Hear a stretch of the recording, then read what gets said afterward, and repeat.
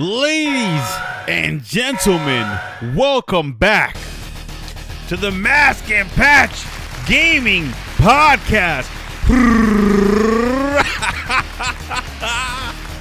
My name is GnarlyMarv, the boss of the Bravehearts. Everywhere we go, people want to know who we are, so we tell them. We tell them a couple things. We show them a list of who we are, our identification, our resume, all that kind of stuff. Yeah. And next to me is, whoa, he's in that direction. Hey, Mr. Sinfonsa. What are you doing over there? Who are you talking to, Sin? Yeah. Oh, yeah. Oh, wait, he turned off. No, bring him back. We need Sin's face moving around. You guys have discovered my secret. Okay, he's back now. All right, so listen, ladies and gentlemen. I'm going to be flying solo for this stream. Because Sin's out there shoveling snow. We've been having a crazy snow week over here in Jersey. It's been snowing like every other day or whatever. Then it's like 90 degrees the next day, and then it's back to snowing again. And then Sin's out there with a broken back, shoveling a whole bunch of snow before it builds up too much.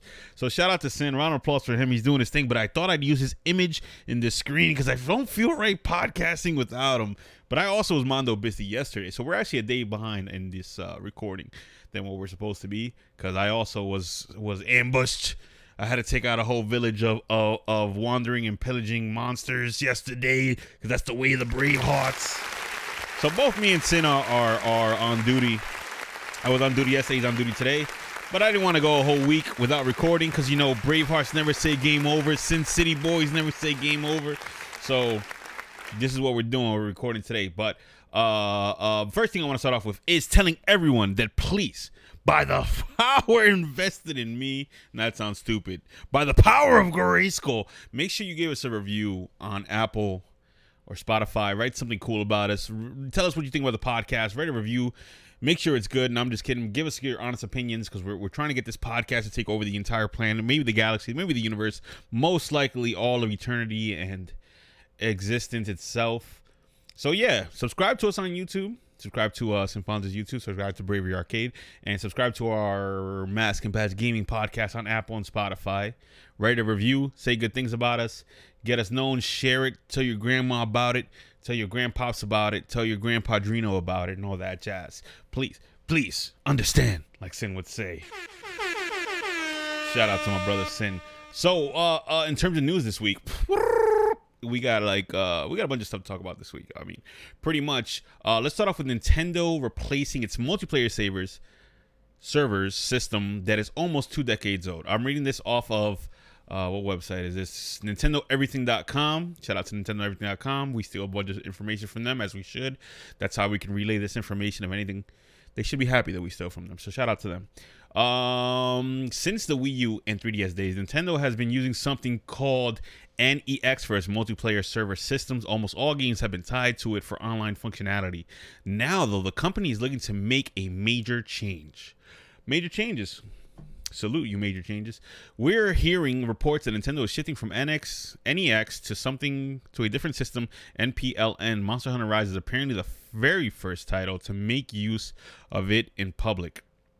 According to Thomas Net _MC, NPLN is a preview phase at the moment, and the Monster Hunter demo allows Nintendo to see how it performs under loads.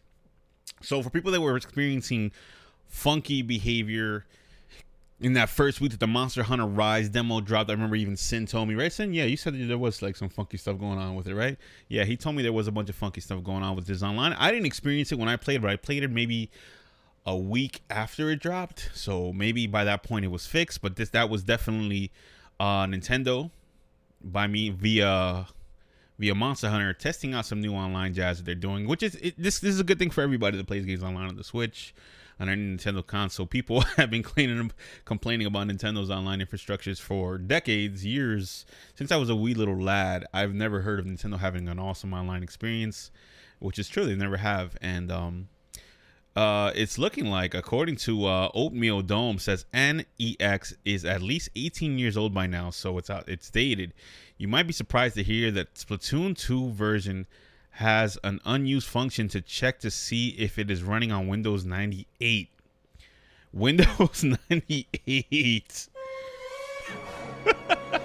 Yo, I don't know. I Nintendo's a wild boy. Nindy's never gonna. I don't think they're ever gonna be a company that's up to date with anything in the online world as far as gaming goes. And I've kind of become accustomed to it. I don't even really have issues with any of the games I play online. I play Smash online. I got kicked off from a lot of games, a lot of matches, and I think it was more so because of the tech I was using here to do so more than their side. But with Mario Kart, I mean, it's just, most of the Nintendo games online are kind of simple experiences that I don't think I've ever really had much complaints about it. But a lot of people did. A lot of people do. A lot of people play like Fortnite online on the Switch. A lot of people play God knows what online on the Switch.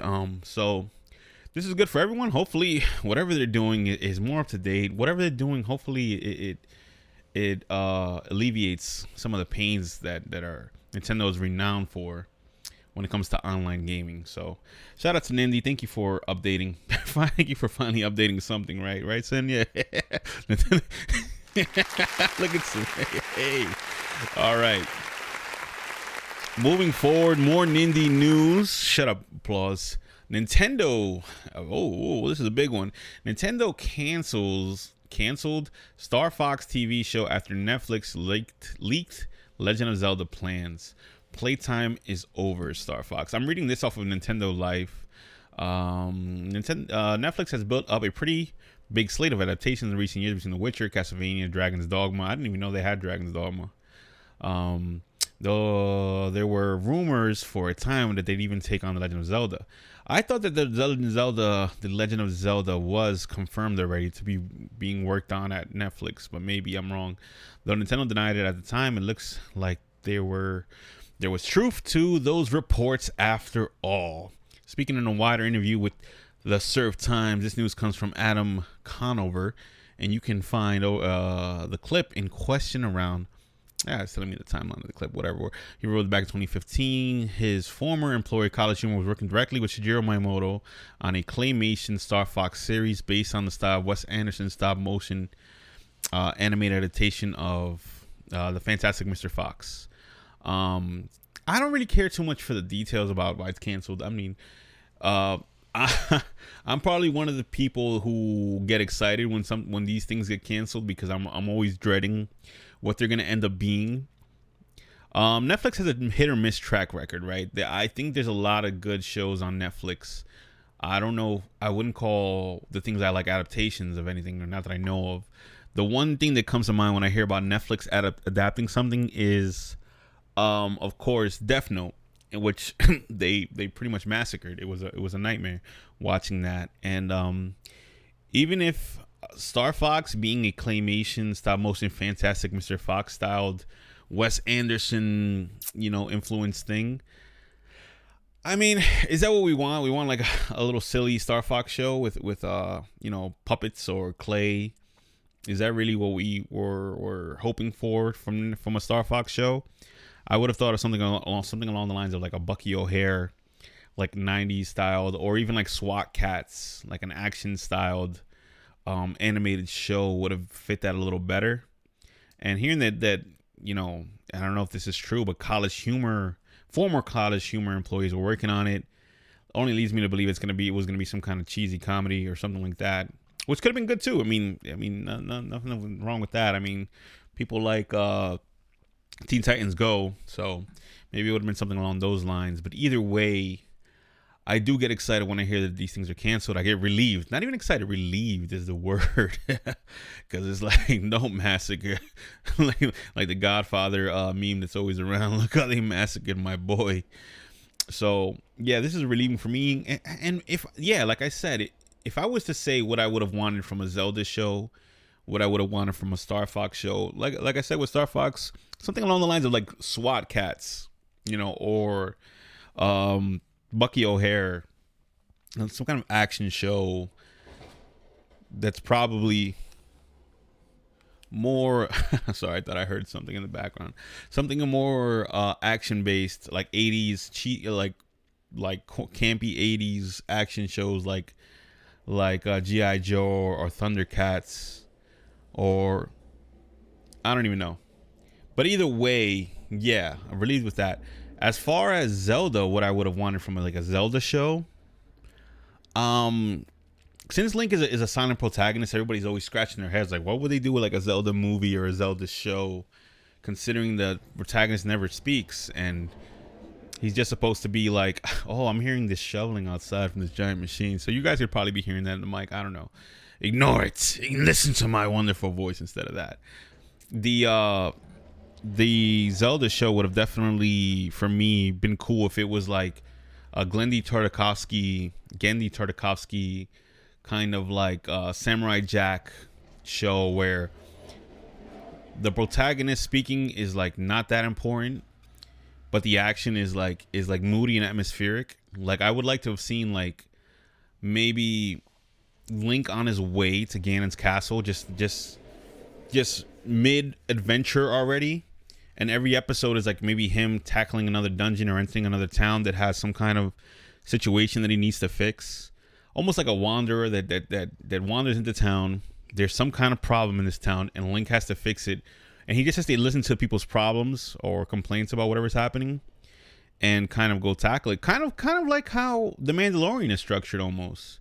The Mandalorian does have speaking in it, but not that much, or not that distracting. There's not a whole bunch of exposition dumped on you, but you know, one character kind of tells you what's wrong, what we need the Mandalorian's help for, and you know, the Mandalorian has to go fix it. So that's what I kind of would have wanted from like a Zelda show. Link wanders on his way to Ganon's castle. He's already mid-mission, and you know, he crosses Gerudo Valley, and in Gerudo Valley he sees that, you know, the Gerudos have been all captured and they're locked in the Dongo Cavern, and the Dragon Volga or whatever it's called is like, I don't know, doing something messed up, and he has to go fix that problem. He doesn't necessarily have to say anything about it, but he knows, being the hero that he is, there's not a doubt in his mind that before he even gets to Ganon's castle, he's going to help these guys, because he's not going to leave them in the situation they're in. Same thing, he goes to like Zora's domain. The jazz is frozen, and I know these are scenarios right out of Ocarina, but still, I still think that would be cool. He goes to, the thing is frozen. He unfreezes the king. The king tells him what happened. Yuru, yada, yada, yada. He goes to the water temple, takes out a bunch of enemies, blah, blah, blah. Like Samurai Jack style. If you think about Samurai Jack, it's exactly how that is. Samurai Jack might have speaking lines. He might not. He might not speak a whole episode. It wouldn't matter, because, you know, you're more invested in the action and the atmosphere, the moodiness of it. And that's what I would have wanted from like a Zelda show. Yes, that's what I wanted from Zelda show. Next up on the list, what do we got here? Apex Legends comes to Switch. Apex Legends comes to Switch on March 9th, 2021. This is reading off of Go Nintendo. Looks like we have our final release date for Apex Legends on Switch. While there has been some chatter of a February release date, that's not happening. EA has confirmed the new date on a conference call for their latest financial report. All right, so I mean, shout out to fans of Apex. I know people. I have a couple friends who are playing the jazz out of it on PlayStation at the moment. I'm not really into the shooty, you know, Second Amendment type of jazz, but you know, win for them. Another big game, Fortnite like battle royale. I think it's a battle royale type game. I don't even know that people can play on Switch, and I think that the importance of this story to me, what I make out the most out of this is that over and over, these massive I want to say trending games, things like Fall Guys, things like, well, not Fall Guys, things like Among Us, things like Fortnite, the things along those lines, these big games that are being played because they're a trend and they're growing, are continuing to make their way to the Switch, and that's a big win for Nintendo and for Nintendo fans. So Keep it up. Whatever is the next big trend. I mean, I'm not saying trend in a negative way to say that these games are going to go out of style at some point. I just mean that they make big splashes when they come to a console. I remember when Fortnite came to Switch, it was a big deal. I remember turning it on and playing it on Twitch like a couple minutes after it was announced and getting like 100 viewers popping in just to see what it was like on the Switch. So maybe it'll be the same situation with Apex. I don't know how much more people or less people are playing Apex rather than Fortnite, but hey, shout out to EA and Respawn, getting the Switch version out there. This is something EA and Nintendo's relationship hasn't been the best over the years, with them not even wanting to bring any of their sports games to the Switch, but maybe if this thing does well, EA will bring more stuff to the Switch. I mean, I remember Burnout came out maybe last year or something on the Switch, so Burnout Paradise. So, yeah, that is that. Boom. Monster Hunter movie says digital distribution on February 16th. Blu-ray and DVD special features shared. So the Monster Hunter movie, I don't know if this thing made a theatrical release or not. I know this is more like Sin's cup of tea over here. He's a big Monster Hunter fan. But apparently it's coming out February 16th. I don't even know if this thing came out in theaters or not. I don't even know what happened with all that stuff that was going on with this is a Warner Brothers movie. Yeah, let me see. It doesn't say here in the article, but whatever the case is, if you're a fan of the Mila Djokovic universe, which begins with The Fifth Element, where Mila Djokovic is born, and then continues over into Resident Evil, where Mila Djokovic is like, already an adult because she ages pretty fast, and then she just stopped aging around the age of 30, and she's continued to be 30 for the span of the entire Mila Djokovic universe. She's got her powers, she's got her knives, she's got her swords. Every movie in the Mila Djokovic universe is about Mila Djokovic, even though the titles are different. It's weird that they name the titles bizarre things like Resident Evil and Monster Hunter. I don't know why they do that. But if you're a fan of the Mila Djokovic universe and you're following up and keeping up with the storylines, then this is another entry there that's ready for you on February 16th. So make sure you go and you check that out. Okay, what do we got next here? And now, our feature presentation. Mass Effect Legendary Edition will cut back on the butt shots. Oh, listen, I'm just reading what this says on PC Gamer. These are not my words. Don't come after me, cancel culture, all right? BioWare is tweaking Fenchep's appearance in a few camera angles that prioritized butt framing. So if you played the original Mass Effect trilogy on the PS3 and Xbox 360, I played through all three of them. I actually regretted spending so much time playing part one over and over because I really wanted to get the ending that I really wanted. And it didn't even really matter because after you beat part one, I said I wanted to be the most evil person in the universe. And the second game doesn't really seem to let you do that either way. So, whatever the case is, my opinions about Mass Effect are not that important at this moment. What is of major importance at this moment is that apparently there were some some funky choices made with the camera angles during certain dialogue bits with certain female characters. Apparently, when you were speaking to Miranda, I saw a video earlier this week about Miranda. In particular, I think she's the one that's being singled out the most because she has the most voluptuous figure in the game, I guess. And during certain dialogue moments, when you're talking to her, the camera would just be right behind her butt.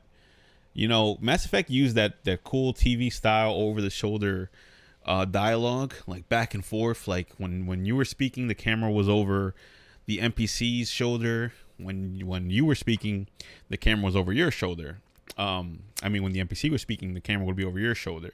But apparently during certain moments, key moments in the game, if there was a beautiful woman on the screen, the camera would just be behind her butt, and it would show you like to the left or the right of her butt or whatever at an angle. It was interesting, and it just goes to show how far along things have come in only a span of 5 or 6 years. I don't remember when Mass Effect 3 came out, but I know it wasn't that long ago. Unless time has gotten the better of me, time has escaped me. But yeah, in today's society where we're all PC'd up over here, politically correct. Apparently, these guys want to make big changes to this game because they might get called out on it now since they're re-releasing it. But what I really think, and I hate to be the conspiracy theorist here, is that the reason, because the game's not even out yet. The Legendary Edition, no one's even played it. So BioWare particularly announced this thing, and I think it's to raise controversy and attention for the game. So when it releases, this is the same situation I think happened with the Sonic movie. The fact that Sonic, how do you call it? That Sonic, there was an ugly Sonic in the original release trailer, the debut trailer for the Sonic movie. He was a hideous, monstrous creature that claimed to be Sonic in that trailer, and fans had a huge backlash and blah blah blah. It just brought a lot of attention over to the movie's release, and when it got fixed, people were happy, and more people went to go see the movie because it's like, wow, we actually made a difference. What I don't really think that we made a difference. I really think that it's a known fact that you get people upset about something, you're gonna get more attention than if you make them happy. I think if Sonic on day one looked like Sonic, how he does in the games, Sonic movie would not have been the success that it was. It needed the controversy to generate buzz about it. It needed social media talking about it. And I think this is the same situation here.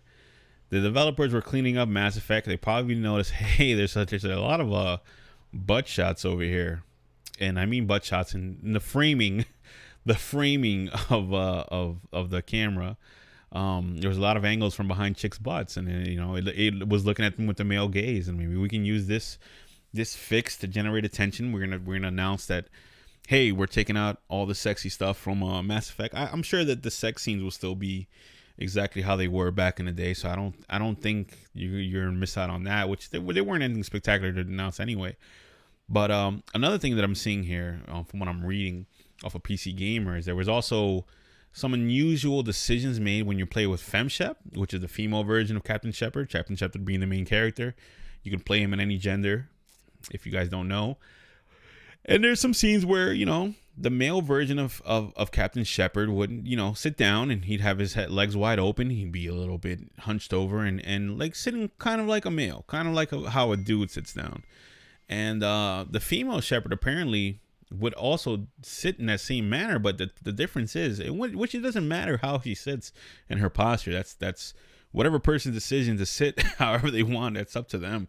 But you would also have the options to put the female Captain Shepard in dresses and certain outfits that would not be flattering to be sitting down in that manner if you're wearing like a dress or a short skirt.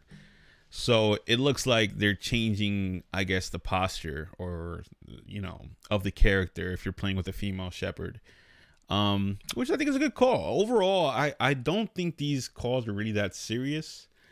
I don't think you're going to lose any of the artistic vision of the people who made the game. You could say that, hey, the original designers of the game wanted there to be, butts in the frame all the time. They wanted to show off their character models and whatnot. And it was just cool. It's cool.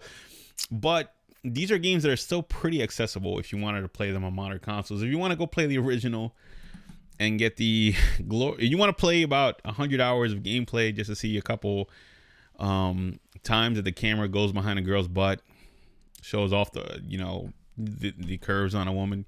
You can still go play them. They're not that difficult to play nowadays. I think the Xbox One and the PS5. Well, actually, no, I don't think the PS5 can play PS3 games.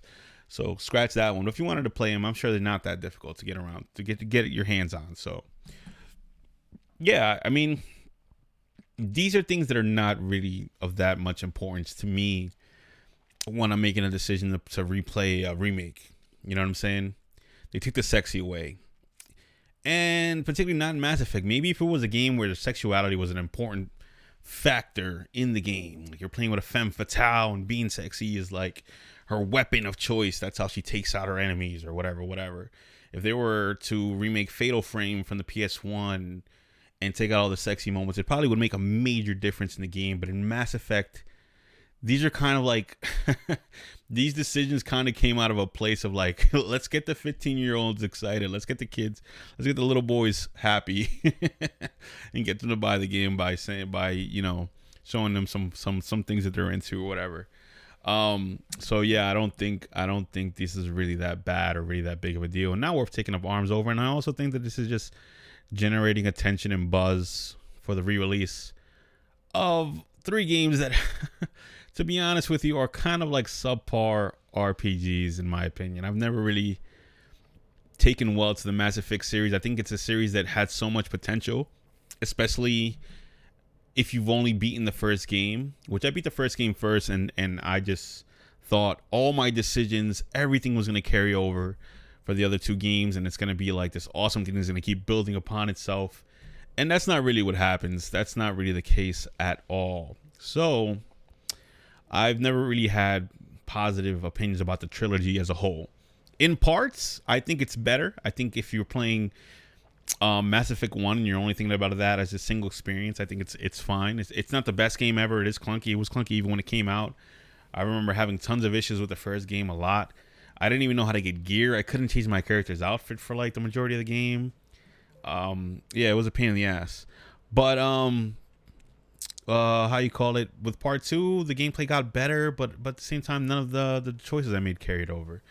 So I mean, part 2 was definitely the best experience out of the 3, but you know, like I said, I wanted to be the most evil, ruthless character in the galaxy, and that's not really what they let you be in the second game. So that didn't happen. And then by the time part 3 rolled around, I was kind of over the whole experience itself. I was kind of done with it. But getting back to the butts are good. If this wasn't a thing about generating buzz, I would, you know, then they probably could have just kept everything the same and updated it a little bit. But taking out the butt parts generates heat and generates attention, and that's probably why they're doing it, to be honest with you guys. But that's just my take. What do I know? I'm just a little guy with an eye patch. Ain't that right, Sin? All right, guys. Well, this has been the show for this week. Once again, I'll tell you, you know, if you're listening to us on Spotify or Apple, please subscribe, hit follow, subscribe, whatever button they're asking you to press on the screen when you click on our page. Make sure to write us a review. Tell us how we're doing. Talk about us on Twitter. Make fun of us on Twitter. Do all that crazy stuff that people do when they like something. You know, tell their grandma about us or whatever. And it's been a pleasure. It's been awesome. I feel like I've been rambling for like 3 hours straight, and it's probably only been about 30 minutes. So, well, 30 minutes. What do you know? You know, this is exactly like my portion of the podcast, right? It means if me and Sin both talk 30 minutes, he used to make an hour-long episode. So that's pretty cool. But it's been real, guys. It's been awesome. But it's time to move on. Yeah, it's time to move on. Turn it down a little bit. And it's been real. What do you think, Sin? I gotta get Sin moving again. Sin's been standing still for a while over here. What are you doing over here? Rocky 3 is a good movie, Sin. Come on. Tell him, Sin. Tell him. Sing the song, bro. Sing the song. Yeah. Sin, damn, this Sin is spitting. Yo, I love Sin, man. That's my brother, bro. It's been a real one. It's been an awesome one. It's been a confetti-filled, I don't even know, episode, but thanks for kicking it with us. Of course, like Sin always says, mission complete. And like GnarlyMarv says, stay brave and never say game over. Peace out. Soldiers, thugs, and gangbangers, just like I showed you that last part of your life. But now it's changed to the newer era. Sick, people are colder than whatever. We await your return.